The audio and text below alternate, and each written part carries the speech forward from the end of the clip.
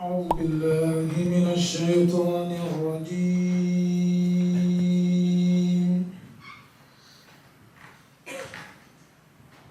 بسم الله الرحمن الرحيم.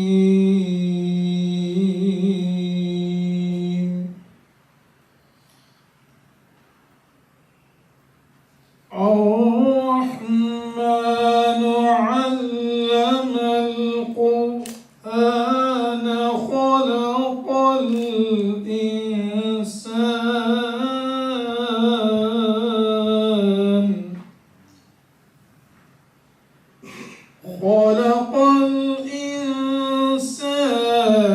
علمه البيان.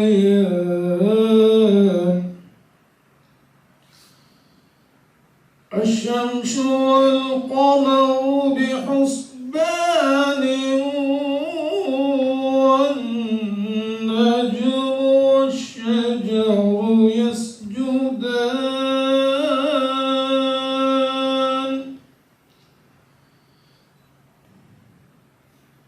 والسماء رفعها ووضع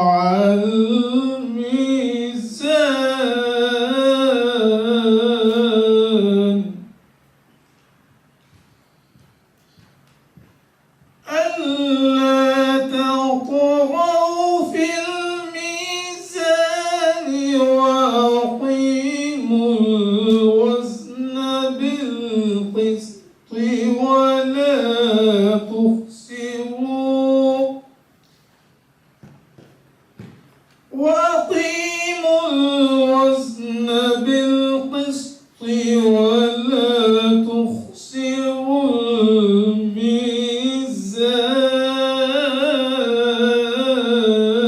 الميزان والأرض وضعها للأنام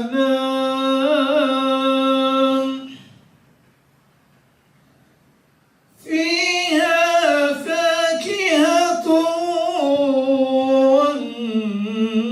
والنخل ذات الأكمام والحب ذو العصف والريحان فبأي آلاء ربكما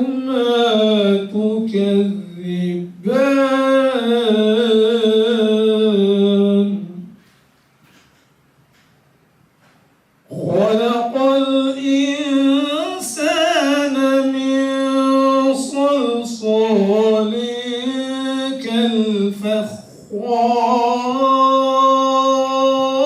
كالفخار وخلق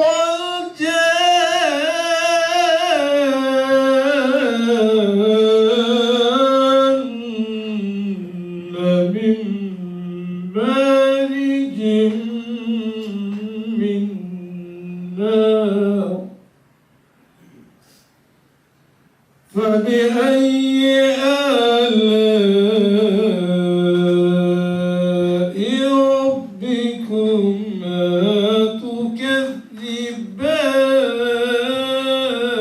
تكذبان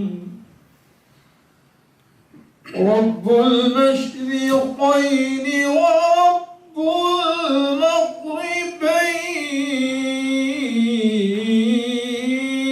المغربين فبأي آلاء ربكما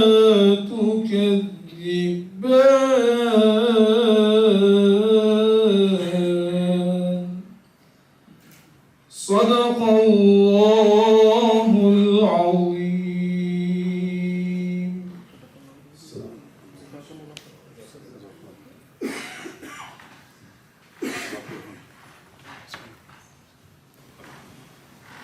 I'd like to commence the first part of this tonight's event. Where I'm going to be asking a number of questions to Shaykh Dr. Ridhwan about A Story of Two Civilisations, the first book. Just by way of introduction to Shaykh Ridhwan, who a number of people do know him, for those that don't, he has been studying, teaching and researching for the last 20 years in the field of Islamic sciences. He's the honorary principal of Hameem Foundation and London College of Islamic Studies, and the co-founder of Lady Nafisa School in West London. And he's the author of several pioneering works and papers. So to give you some examples, the research on Gog and Magog, the true age of Sayyidina Aisha, and more latterly, the work that he's done on history. We'll be covering civilizations, geopolitics, and more latterly eschatology. So I'd like to start with, and of course he's a medical practitioner and currently specializes in psychiatry. I'd like to ask Sheikh Dr. Ridhwan, first question would be, if you could help the audience understand what was your impetus to write the book in the first place? Bismillahirrahmanirrahim. Alhamdulillah Rabbil Alameen. Allahumma salli ala Sayyidina Muhammadin wa alihi wa sahbihi wa sallam. Assalamu alaikum wa rahmatullah. It's very dark, so I can't see anyone now. Alhamdulillah. I know you're out there. Jazakumullah khairan. Thank you, Sidi Faisal. Introduction that was too much for me, but first of all, before answering the question and talking about the book, I just want to say that we are in the presence of Shaykh Akram Nadwi, who is my teacher and a far more senior scholar. So I do feel slightly uncomfortable to speak too much, and I would like to give Shaykh much more time. But alhamdulillah, he's encouraged me to go ahead and say some things about the books. But I'm from that sort of background of traditional learning where we have a lot of respect for teachers, for ulama and sheikhs. So alhamdulillah, inshallah I'll try to give more time to Shaykh Akram as he deserves. For the book Story of Two Civilisations, a brief history of Islam in the West, the question was what took me to write the book? I think, as Sidi Faisal mentioned, I studied, obviously my Islamic studies took me a certain point, and we came back to this country, started teaching what we had learned. And at one point or another, around about, I think 2010 or so, I was thinking, which field should I specialize in? I very much enjoyed and found a lot of passion in most of the sciences, like fiqh, usul al-fiqh, tafsir, hadith, mashallah. But I think it's always good to, at some point, specialize in something as well, as generally teaching the different sciences. So I was thinking about that for some time, and eventually I think I realized my passion was in history, and so I really wanted to develop that. Also, I felt it was a very neglected subject, especially with the Islamic sciences and in the Islamic madrasas. During the time when I was studying, I looked at a lot of different curriculums of different madrasas in Syria, in this country, the Dars Nizami and all of these. And to be honest, the teaching of history I felt was very neglected. Usually, you do some seerah, maybe a little bit even about Khulafa Rashidun.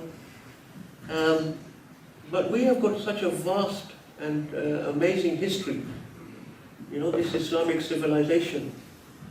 So that's why I just went full into that, and then obviously from that developed the history course that we've been teaching, which teaches over 1 year. I know quite a few of you have been to that history course. so you'll be very familiar with the content. So initially this book started off as a student notes, a sort of a summary of the history course. And it's arranged actually according to the classes that we teach in that course. So it was a good, if you came to the course, you studied the class and then you can actually read a summary of that in 1 or 2 pages. But then, so eventually I realized actually it could potentially be a standalone read for people that don't attend the course, as a sort of an introduction to our history. One of the key things was also, and this is very much even more neglected, is one thing I realized: to teach Islamic history, we also have to bring in Western history, or history of the Western civilization, because these two histories are so intertwined, especially in the later period. What happens in the Muslim world from, say, 1500 onwards. I'm talking in Common Era, not using the Hijri because we're more familiar, unfortunately in a way, we're more familiar with the Common Era. So the Hijri calendar we don't use much, but just to keep things simple, from about 1500 onwards, the history of both of these civilizations becomes very, very closely intertwined. So hence why I developed a course teaching not just Islamic history, but also history of European and Western civilization. And to bring that together, which I don't think, and not trying to be boastful, but I don't think many Muslim colleges or madrasas have attempted that. So, it took me several years of building up my research and reading for myself before I came to the point of actually launching the course. So this book is pretty much just a summary, brief summary of that course itself. So also I can put a little plug in. We're going to be running the course again, inshallah, in Slough, from around about March this next year. So if people want to come and attend the whole course, if they, especially if you read the book, you find it interesting, please come along to the course itself, which goes into a lot more depth into all of the things that are raised in the book. Yeah, Jazakallah khair. I can't resist to say also I've been a student on the course a couple of times actually. It's a really comprehensive, fantastic, the way you put it together. And actually that's my following question. The question is, how did you manage to summarize the complexity of history and Islamic and Western civilization in such a short work? I mean, if anyone's picked up the book, you can do that on your way out. You really distill it very well. How did you do that? I think it's part of our tradition in a way. If you look at all of our sciences and all of our, the people that sort of master a certain science, they tend to also write a summary of that work. And that's very useful for students, Because if I've spent many years, reading and researching, and if I can write a summary, that can benefit a lot of people. So I think it's part of our tradition to have these sort of short summary works, even in fiqh, usul al-fiqh, many different topics. So part of the intention was that. Part of the intention was, as I said, I just felt our history was so neglected, and if we're not going to tell our history, no one else is going to come and tell it for us. So for example, in Western universities, in school curriculums, when you look at Islamic history, it's a terrible mess, and it's so fragmented. And they say, look, this is the golden age of Islamic history was 200 years. The first 200 years of the Abbasid Caliphate is what they call the golden age of Islam. But in reality, we have got a 1,000-year history. The Islamic civilization was the predominant civilization, the leading civilization in knowledge, in culture, in arts, in architecture, militarily, in every way, economically. The Islamic civilization was the leading civilization in this world for over 1,000 years. From, you could say if we started, very shortly after, actually during the Khulafa Rashidun, at the time of Sayyidina Umar, the Islamic Caliphate had become the leading world power. And from that time till at least 1700, You know, you're talking over 1,000 years, the Muslims were indomitable by anyone. And it's only after 1700 that we see the European powers slowly becoming predominant. So that 1,000-year history, we don't see that being presented in any Western textbooks. You know, you're not going to expect the Indian Hindu nationalists to do that for us. So who's going to present our history? See, I really felt it was lacking because I read a lot of the stuff out there in English language, and even I have access to the Arabic. Alhamdulillah, our scholars in the past, they've done immense, historical works like people like Tabari and others. But it's not presented in the current language that the history telling today is different to the history telling in the past. It's much more of a narrative style today. So I mean, the trend has changed a little bit. So I brought this book along. You know, this is one of the few books published in a few years back by Western academics, which is called Islam, 1,000 Years of Faith and Power. 1,000 Years of Faith and Power. So that's actually recognizing that there was an Islamic civilization that lasted for over 1,000 years. You know, what they tend to do is say, there's a history of Arabs, there's a history of Turks, there's a history of Mongols, there's a history of the Mughals. They fragment it, you see, but there is a common Islamic civilization that runs through all of that. So one of the main things I really I want to bring forward, I want to bring to back to the Muslim community and to our next generation, you know, that we have got this huge legacy, this amazing history, which I am positive about it, you know? And that's what I want to bring across. I think as a PS, just a quick PS on that, is you talked about the fact that it's so vast and no one's actually come with any works. I mean, we do have a number of our own scholars that specialise in a period of history. And do you see that, especially I'm answering my own question here, and it's a statement, you know, how, you know, when you put this work together, I mean, that was quite difficult to do, and what would you say to others out there in terms of what they're doing? They just specialise in a fragment of time almost. I mean, this is, I think, Shaykh Akram will also verify this. This is I feel one of the problems with Western academic system, is that it's very much about hyper-specialization. So people specialize in a very, very narrow field. You know, you have a professor, like in my fields, like in psychiatry, in anthropology, you have a professor of a field within a field within a field, and he knows everything about that little area of knowledge, but the whole story he doesn't see. And this is one of the things this is what I got from Imam al-Ghazali, rahimahullah. He said a true scholar must have some knowledge of all the sciences of his time. You can't master all the sciences. No one can master all the sciences. But you should have enough knowledge of each science to be able to put the big picture, because we study knowledge for a higher purpose. We don't study knowledge to become a professor or to get a seat at a university. You know, we study to get the truth. We want to arrive to a reality and a truth. So I think that is very important. I mean, there are some, like Firas al-Khatib, a Muslim historian who's written a book, Lost Islamic History, which is a nice overview of Islamic history as well. Yeah. But once again, he doesn't bring so much the Western. But there are some people, but I think that is important. And that was a challenge. So that's what I wanted to do in this book as well, is to show the wood from the trees, or the forest from the trees. You know, show the big picture. And all the details you have to fill in. But the big picture is, for me, the most important thing. I know, I feel like I'm taking too much time now.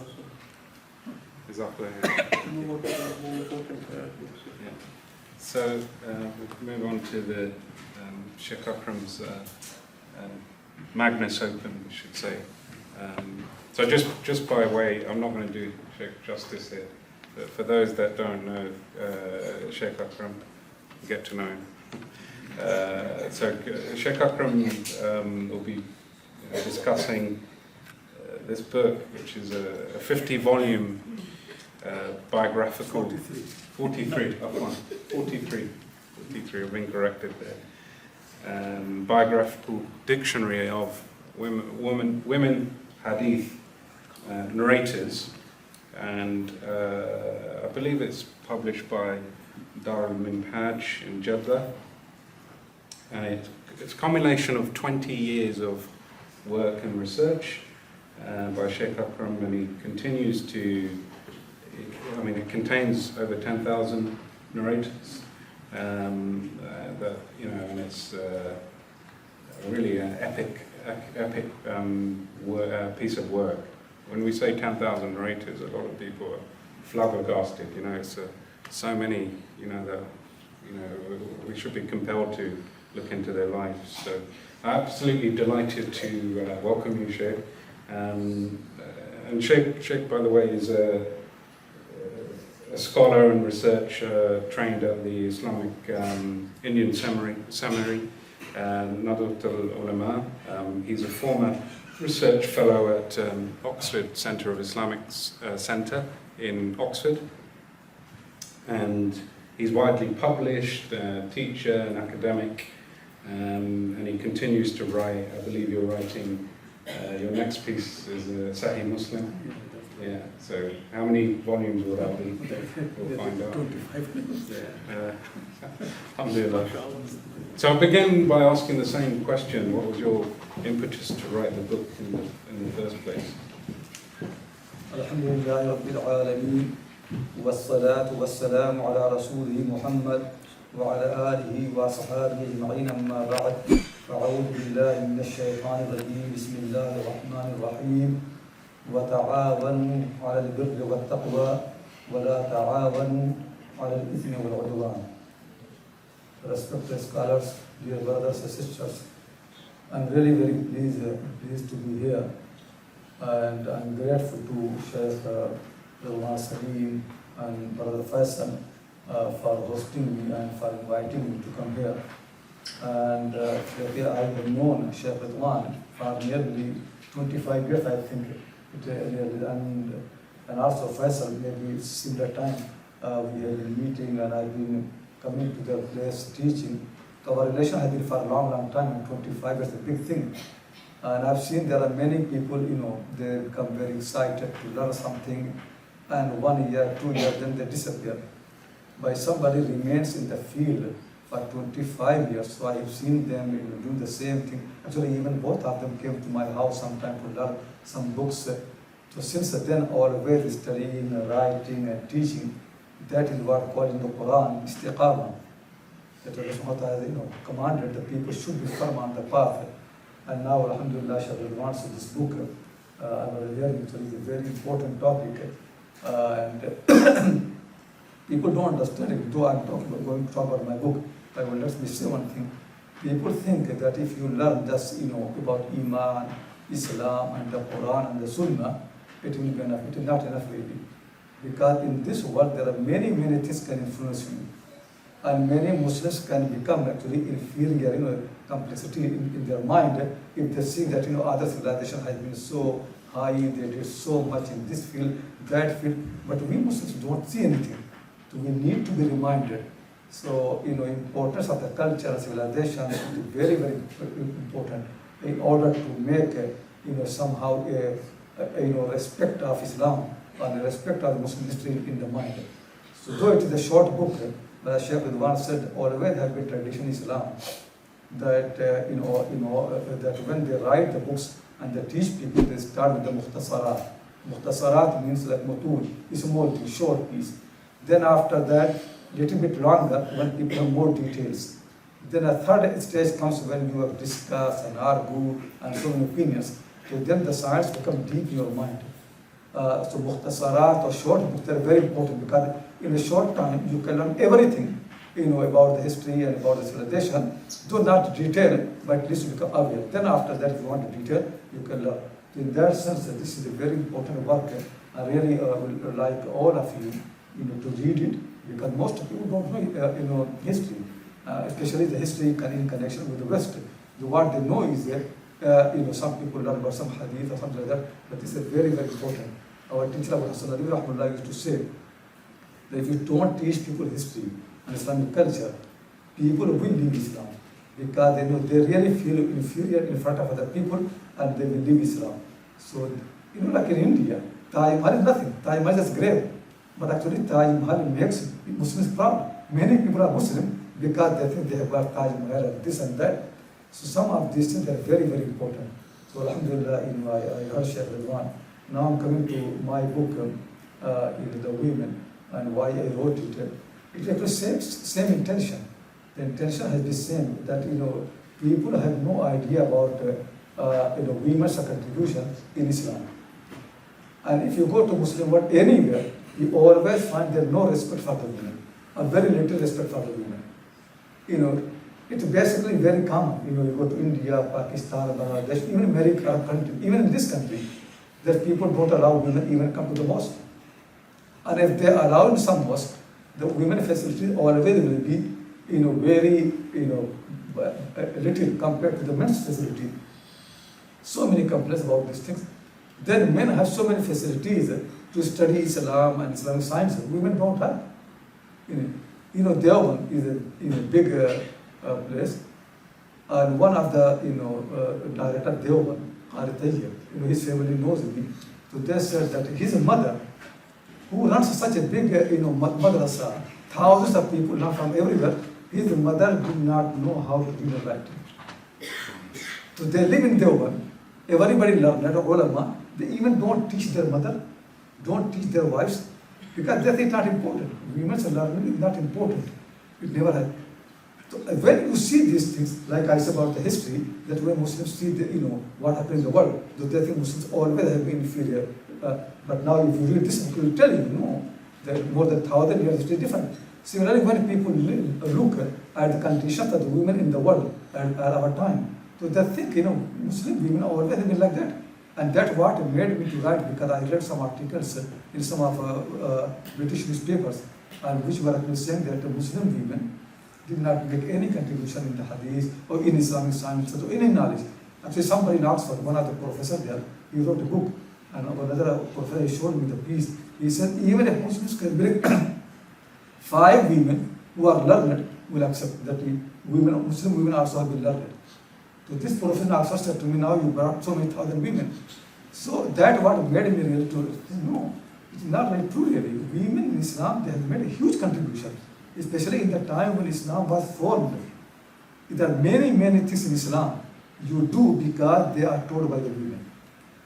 Many sunnahs, many things the fard, many things prayers, many things fasting, they are only based on women's teaching. People don't realize, when I explain to the people, all these things, Hanafi madhab, Maliki madhab, they are not based in men's hadith, it is women's hadith. And they have been very patient, and people have been respecting them. Traveling to the lot from these women. So, there's a case to my mind. Look, actually, I think Shaykh Ridhwan and maybe both of you must be knowing I've been working on this. Since I met you, I must be telling about this book. It took a long time, but alhamdulillah, I think it was a good encouragement for the women, and also good finding for me. When I mentioned to Shaykh Qardawi some of these things, he said to me, he had no idea. He has no idea that women have done so much, and he asked me many, many times, do it and complete as quickly as possible. He wrote a forward, did not publish it for some reason, but he published it separately. So that what has been the case. So alhamdulillah, by this book I think, and when I wrote this, 10,000 women, people should not think there are only 10,000. 10,000 is example. Because I tell you, some of those people, like one of them is Ibn Najjar. In his biography, the Habib and other people write, he had got 400 women teachers. 400. In my book, among those 400, only few are there. Imam Bukhari's teacher Ibrahim, Muslim Ibrahim Farahidi, 70 teachers. I got only few names. So there are many, many people who are studying hadith, many women. I don't have their names.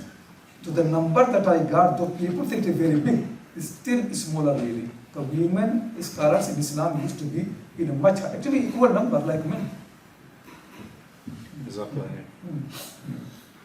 When you speak to a Muhaddith, Yeah, this is what happens. He's answered the 3 questions I was going to ask. You've already answered. So I would say, as a father, as a scholar and academic, I mean, it baffles me how you've written so many volumes, and we know you're a very, very busy man. I mean, how how did you do that? Because it seems for us normal laymen, I mean, Yeah, really it is, Allah subhanahu wa ta'ala's tawfiq really, and somehow, He made the mind, and maybe actually also the family had to sacrifice.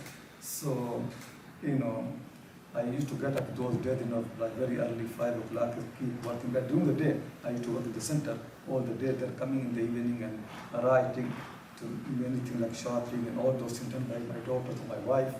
And even taking the children to the school, some of my daughters did. They have been helping.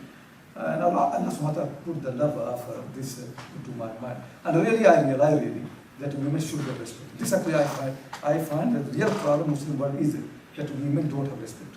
That's what I realize. So I realize really once, and when knowledge comes, respect comes. So when the women are learned, like Aisha she was learned, everybody should respect her.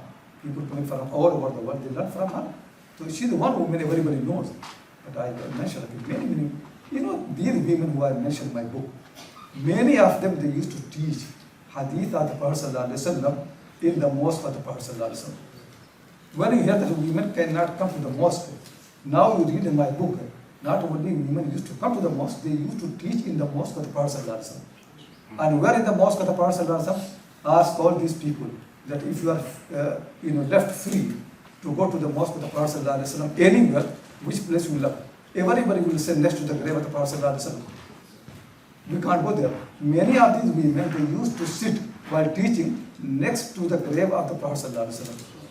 And in the grave, his grave, if you get a place near his feet, such a big barakah. They used to teach opposite of the head of the Prophet. You can see even the grave, the most important place. And some of these women, when they used to tie, they used to lean to the wall of the grave. Think really, if Muslims did not respect the women, how could they allow the women to sit next to the grave of the Prophet teaching Hadith, Bukhari and all those things? And then these women, after the class, they used to write ijaza with their own hands. And people used to come to learn from all over the world. Same, there are women, teaching Hadith in the Hatim, Hijri of Ismail, in the Kaaba. Basically, you can't go to Kaaba, but this is like Kaaba. They used to teach there. Masjid Aqsa, anywhere you can see. So this history should be known really, that when people now say women can't come to the mosque, you see, no, there are hundreds of the women have been teaching these places. One lady comes from Syria to Masjid Aqsa. I don't know how people found out. And she started teaching Masjid Aqsa because they asked her. And the people who came to attend her class, the tradition has been to write down the names of the attendees at the end of the book, Sama'at. So I counted the names who attended her class, 396 people. Most of them. One class I already, 396. And the one who wrote the names, he said that there are many, many more people, but I could not write their names. See, he only was able to write 396 names. One lady in her class, such a big number of the people come. So this is something really we need to bring. And Alhamdulillah, book has done this thing, and it is published, Alhamdulillah, to take a long time. Which I really am not very keen that if the book can, then I wrote a short summary of the preface in English that is there. And but in Arabic, the preface is 700 pages. So it is summary of the Arabic preface. But the whole book is 43 volumes, all this history. So Shaykh Ridhwan actually came to my house and he said, no, it should be known and anywhere. So that of my interest has been, now the book has been done. We have, all of you and me, we have to make effort how the book can be available in the libraries and actually even the scholars, they can get it. So that's what we need to think about. I done my job to write a book, but to make it really available. This is something I can't even think. Really, Shaykh Ridhwan to be asking now here. It is first time to have a large chapter book. So, Alhamdulillah. I think the follow-on question would be, two questions would be, you talked about some of the narrators and some unusual, if you can pick something that stands out of the 10,000, like an unusual biography perhaps, or something that comes to mind. There's so many. Yeah, that's right. There are many. One thing I would like maybe I explain. Many people think that women only have been narrators. So they learn the hadith, they teach and pass on, but they don't explain, they don't give fatwa, so that's a misunderstanding. Most of these women, they not only used to teach hadith, they used to explain the meaning, they used to give fatwa, they used to differ from male scholars, so they used to have their own position, they used to interfere with the judiciary, with the qadi and judge, they used to come there, challenge them, and it all different scholars mentioned there. I mentioned one lady, in Central Asia, where most Hanafis are there now. Hanafis are one who don't allow the women to come to the mosque. History of Hanafis has been different. In that region, somebody wrote a book, Al-Qurashi, Al-Qurashi, very big book about the history of the ulama of Central Asia. And he said that there are so many women in our area. When a fatwa comes from the house, it is signed by the man of the house, then his sister, his daughter, his wife, so many women. They signed the fatwa, all the mufti. So one of the ulama there had been Shaykh Al-Salam, Alauddin Samarkandi rahmahullah ta'ala, and he wrote a book, Tuhfat al-Fuqaha. People, everybody knows Quduri, but Quduri is very short really. They wanted to make a matna, like Shaykh wrote this matna, so they wanted to make a more detailed matna. So in Hanafi madhab, more detailed matna is Tuhfat al-Fuqaha, much bigger than Quduri. And really very well done. It should be taught, actually. People should teach it. And he was well known. He has got a daughter, Fatima. She learned from him, learned many books, hadith, and also learned this matter from her father. Not only learned, she memorized it. Memorizing hadith of Quran is easy, but memorizing fiqh in the law is not easy, but she did it. Alauddin Samarkandi has got a student, Qasan. He came and studied with him. And when he finished his study, he became faqih, then he asked his teacher, Alauddin, if he can marry his daughter Fatima. Because Fatima was well known, he wanted to marry her. Teacher said, no, you can't marry her because she is more learned than you. If you can prove me that you are equal to her level, then I can marry you. Write a commentary on my book, Tuhfat al-Fuqaha. If I approve the commentary, then I will marry my daughter to you. Then Kasani wrote his commentary, Bada'u al-Sanawi. Actually, many scholars in the Hanafi madhab say the best book in the Hanafi madhab is Bada'u al-Sanawi. He wrote this. And when the teacher saw this, he said, then he married his daughter to him. And that's why the historians say, Sharah tuhfatahu wa tazawwaja bintahu. He wrote commentary on his tuhfa and married his daughter. And they got married. And then Kasani was invited to teach in a madrasa in Halab. He used to teach there, and his students, Ibn Adim Halabi and others, they write to him. They say when he used to in the class, sometimes we'll ask Kasani a question, he did not have answer. So he would say to us, we'll wait for a minute. And then he will go and come back with the answer. So a few times happened, and then we found out that he goes to his wife, ask her, and bring the answer. So his wife knew the fiqh more than him, though he's the one who wrote the best book in Hanafi madhab. Just think really, a man whose book is considered as the best book in Hanafi madhab, his wife knows the fiqh more than him. She used to correct him. I gave the example of correction. She used to correct him. So this, think really, the women have been, intelligent, clever, they know the fiqh, they know the fatwa, and that's why when I read the verse in the Quran, after Quran, ta'awanu, support each other. We don't want men and women to compete. We want to support. That's Quran says that men and women, they're supportive of each other. So that what should happen now. Instead of rivalry, competition, no, each one should do and help each other, inshallah. By the way, if anyone's got questions, please write them down. There's cards being distributed and pens, so please, there's going to be allocated time. I do have to ask one question that's come in, and we've got a few minutes before we go on to the third book. What's your advice for young sisters who are studying in higher education? They've got challenges, this is someone's giving me this question, the challenges that they're going through in the West, the threats of education in the West. How do they navigate that? There always have been problems. Muslims, even actually those conditions, Muslims, like 1,000 history of Muslim civilization, Still, it does not mean that all individuals actually had all these favorable conditions. No. There are many, in my book I've seen really there are many women who are divorced. They are, from a poor family. Still, actually, they manage to make effort to study, to learn, to travel. So when people are, for example, now when you do wudu, you go, wudu place, there are warm water, and you do wudu nicely, and you happy. But the truth really is, if you happen to be in a cold place, like in Kashmir, there's no heating.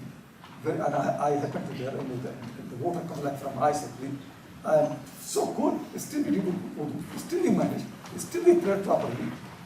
So whatever conditions Allah has given the people ability to adjust. That we don't understand. So maybe there are very difficulties in the West, but there are also many easy things in the West. You have got money that you have got here, much more than anybody else has got in India. Most people don't have that thing. So then you have got so many favors that Allah has given you. So it's true really that there is secular curriculum and this thing and the culture, dominating culture, but still in this country they allow you to open your own madrasa, schools, centers of learning. In these brothers, they have been running these schools, and also classes for, and women also allowed that I have been teaching, and in all my classes, men and women both come. So I always advise people, you live in this country, get a secular education. We don't want to harm you because that you get a job and all those things, and you have to live here, you have to be part of the country. Get the secular education properly in good school, good university, good college. But at the same time, you still can manage that part-time living or some days or the weekend to do some Islamic class. If you want to become alim, that's good thing. You can learn Arabic language and Arabic course. It will take 6-7 years. If you start from when you are 10-year-old, by the time you finish university, you also become alim part-time. And if you want to don't want to do that, it's not obligatory. Still, you can do some Islamic study, little Arabic, and then in English you learn Islamic like history of books of the faith of Islam. You become and then read the Quran translation in English. You can be a good pious person, and there are many people doing. Actually, compared to the rest of Europe, this country is much better. In Islamic education, they are much better. Muslims here actually are more learned than actually I think Muslims here are more learned and they are deeper in their religion than many people in India and Pakistan. Absolutely. That people here, they have freedom, still they come to their religion is much stronger than there. If you go there, people love there to come to this country and they love secular way of life. And they come surprised that Muslims in England, they go for the prayer, they will put on a head scarf and jilbab. They are shocked. So people can manage. Either in the cold country, you can do wudu with the cold water. Similarly, in this country, it's all difficult. Allah has given people the ability. You put that, and I would really ask the women should move forward because there are many things men don't understand about the women. Since I started teaching the women as well, many questions came from the women who study in Oxford or Cambridge. They used to come to my class. I never thought about that.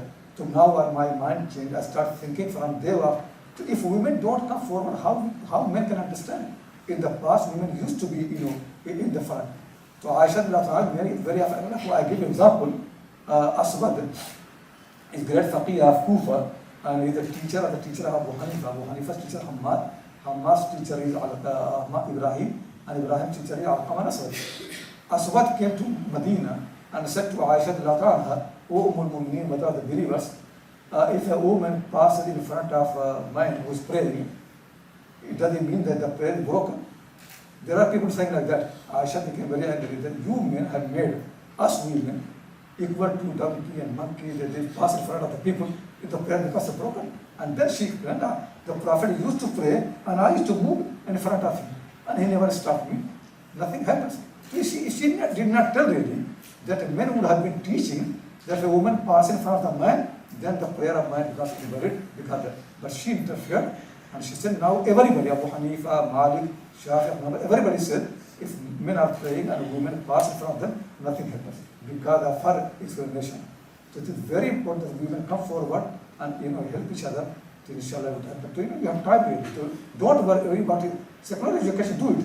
But part-time still you can manage to learn Islam inshallah. I think everyone should take a lesson from Shaykh Akram, the tawfiq that he's had in his time, but you've made time.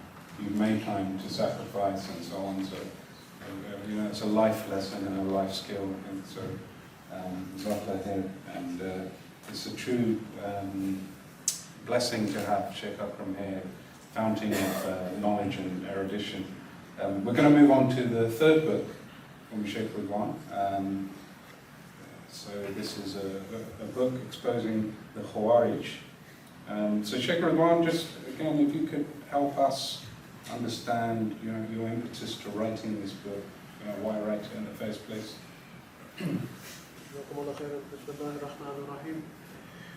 Yes, if I could just add as well for Shaykh Akram, just something came to mind.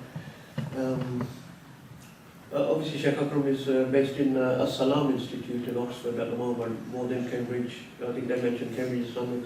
I know that you're more in East London as well. So Al-Salam Institute, and we do have one copy of the Muhaddithat, full copy here, 43 volumes outside. People can have a look at that. And if anyone's interested or any group of people want to purchase that together for either your own personal library or for your local madrasa or library, that will be available. But if people want other copies, just give us your details, inshallah, we can have them sent over. But as Shaykh was saying, really encourage.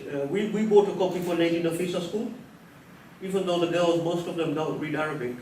Some of our girls, they are Arabic, but just for the girls to see, 43 volume of female scholars of our history, that's a very powerful impact for them. So I do really I think as well, you said you had the 700 page in Arabic. Yeah. You should be trying to get the whole thing. That will be very powerful, I think, inshallah. Just a summary. Yes, so about the book, exposing the Khawarij infiltration of the blessed Muhammadan nation. It's a very good question. Why did I write this book? Because I think a lot of people would ask me this question. When I bought the draft copy to Shaykh, I showed Shaykh Akram in his house. I said, I've written this short book about Khawarij. I remember Shaykh Akram said to me, Shaykh Ridhwan, why are you going so much into Khawarij?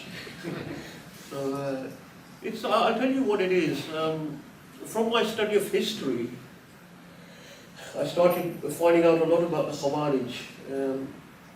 This is a group, a sect, which is very, very dangerous. And I only say that because the Prophet ﷺ has warned about them very, very seriously. In every book of hadith, from the Sahih Sitta, the Bukhari, Muslim, they have got a whole chapter, more than one chapter. Bukhari has got 2 chapters, focusing specifically on the Khawarij. And these are hadith from the Prophet ﷺ, they're Sahih. And in fact, like Ibn Hajar al-Asqalani mentions, they're actually to the point of mutawatir, because over 25 Sahaba have narrated hadith about Khawarij. So that made me think, this is a very serious issue. Why the Prophet ﷺ is not just one hadith. He's warning many Sahaba on many different occasions about this particular group. And if you think about it, there's no warning about other sects. If you think about all the other sects that we have within Islam, Mu'tazila or Shia or Jabariya or Qadariya, and all of these different that have come, you don't find hardly anything similar in the hadith about warning about them specifically. But this particular sect, the Prophet ﷺ has warned about in a very serious manner, to the point in some narrations, which are strong narrations, he said, if I was to come across them, I would destroy them. Like the Ad people were destroyed. There's many narrations about they're the worst of the creation of Allah. They're the most evil of Allah's creation in the sight of Allah. Now what I began to realize was that this is not a group that existed in history and disappeared. This is a group that is still around today. And for example, the Shia, they're a group that were historical, but we still have them today. So some groups, they remain, throughout the Islamic history. And the Khawarij, you see them popping up again and again and again. In every generation, you almost find, from the time of Sayyidina Ali, into the Umayyad period, into the Abbasid period. Now, however, at the same time, there's a lot of confusion. I'll be honest, I'm the last person who likes to get into any type of controversy, any type of fitna, conflict. Like Shaykh Akram was speaking to him earlier, Ahl Sunnah wal Jama'ah, we're people of unity. We always don't like to get into firqa, talking about different. We try to bring people together into the ummah. So that's very strongly my thing. But the issue was also, having studied knowledge. I studied knowledge to a certain point. That also puts a certain responsibility upon scholars. Have a very strong responsibility as well sometimes. So if certain things you feel need to be said, then sometimes you feel it's almost wajib upon you. So the thing was, there's a lot of confusion about the Khawarij. Historically, so one of the confusion is, there's many scholars, they believe that the Khawarij, they came and they're gone now. They finished in the time of the Abbasids or whatever. So it's a historical sect. That's one confusion. Many scholars have that position. Another confusion is, today there are many different factions that are labeling people to be Khawarij. So to explain this, I will have to mention some contemporary groups. So I hope, once again, I'm not doing this to create any type of problems or anything, but it's just something that needs to be spoken about. So today, for example, you have people saying that anyone who fights against the rulers, they are Khawarij. You've got the Egyptian military government today. They threw all the Ikhwan al-Muslimin into the jails and they oppressed them. But then they labeling them to be Khawarij because they say, they want to fight against the leaders. There's various groups like Saudi groups. They say that people like Al-Qaeda, ISIS, these people are all Khawarij.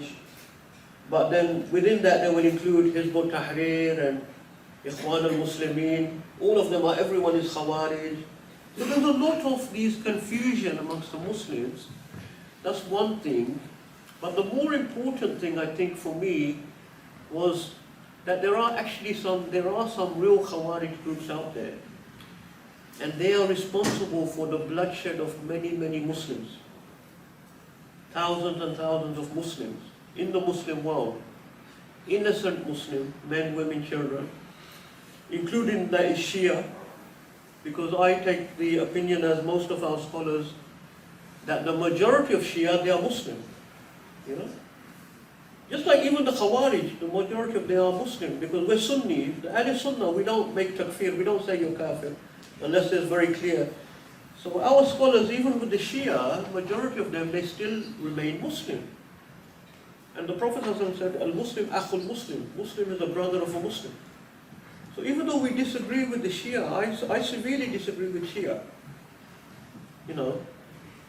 Very, very emotionally disagree with them, but at the same time we recognize if they are Muslim, Al-Muslim akhul Muslim. The Prophet didn't say Sunni akhul Sunni. He said Al-Muslim akhul Muslim, damu haram, irduhu, damuhu, wa maluhu. Everything about a Muslim is haram. It's sacred. His wealth, his property, his honor. So we can't, so there's Muslims going from England, young Muslims, to places like Syria and other places. They think they're going to support Islam, they're going to do jihad, and they're joining these groups who are making them kill Muslims. Because one of the key characteristics of Khawarij, when you read the book you'll see, is that they mainly always waging war against other Muslims. They will hardly ever fight against actually non-Muslims. So what I did was, in this book, basically, I wanted to clarify exactly what is a Khawarij, how do we identify what is a Khawarij? If they are such a dangerous group that the Prophet ﷺ has warned about so much, let's make it very clear what is the criteria that someone is a Khariji. And secondly, and to do that, in the first part of the book, I have translated and brought out the history of the Khawarij groups from the time of Sayyidina Ali until a few generations, mainly based on Abu Mansur al-Baghdadi's account. He mentions over 20 different Khawarij sects up to his time. So I've brought that out into the translation. And from analysing that, and also from looking at what some of our great scholars have mentioned about the Khawarij, we see that there's two main characteristics. One is that they form a group, and they say that everyone outside of that group is apostate, is murtad. They've left Islam because they are committing shirk or they're committing kufr. Yeah? And they make takfir. That's called takfir. When you say a Muslim or is a non-Muslim, it's called takfir. So they make takfir, and then if they have military power, they will start a jihad against those Muslims. You know? So anyone who doesn't agree with that group is a kafir to them. That is the one same pattern you see in every Khawarij groups. For some reason or another, this is a type of sickness that they have. They become convinced that they are the only true Muslim and everyone else is kafir. Either because they are committing shirk, or they are... One of the things that Imam Nawawi, Ibn Hajar and others have noted is, and this is also another sign that differentiates from Sunni, they say that anyone who does a sin, major sin, is a kafir. Whereas the Sunnis, we say, if you commit major sin, even if you commit many major sins, that does not make you a kafir. You're sinful, you must do tawbah, but ultimately it's up to Allah. He can forgive you or He can punish you for those sins, as long as you die upon Iman. But the Khawarij, one of the things they have in common, all of the different Khawarij groups, is that if you commit a major sin, then that makes you a kafir, and then they define what is major sin. You know? So this was the sort of the analysis that I carried out in the book. And once you become very clear what is a Khariji, then we can analyze the groups that are around today, and we can very easily identify then who is actually a Khariji group and which is not. So those conclusions I bring at the latter chapter of the book. So that was my intention, is mainly because they cause so much bloodshed of Muslims that I really felt, and I didn't feel that other people are. See, I think with the Sunni ulama, they don't like to get into this because, you know, they think it's like we're causing division. We don't want to cause division. But when you have these groups out there that are actually killing and massacring Muslims, they're enslaving Muslim women because they've declared them to be kafir. And then you've got young Muslims from the West actually going to join them. I feel then it becomes a duty upon scholars to actually start to highlight this and bring this out.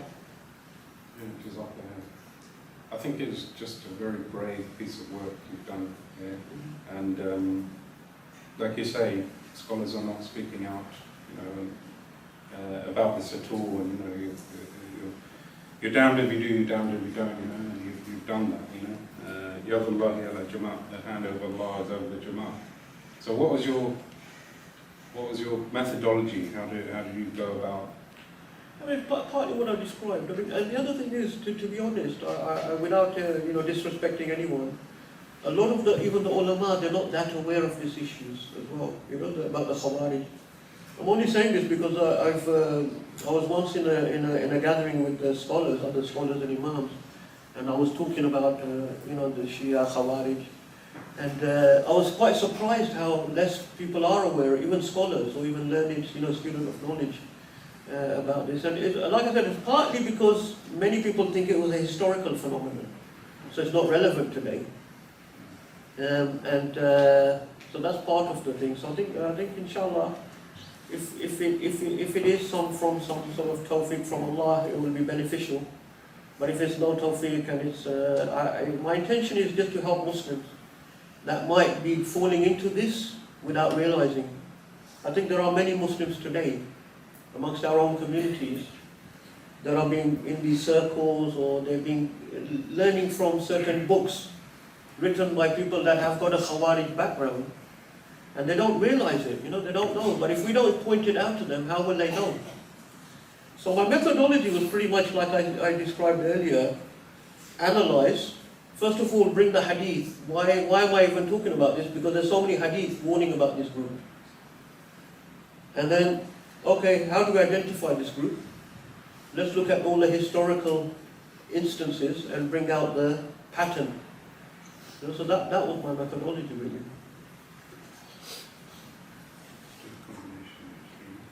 So we're going to go to the next part of the evening, which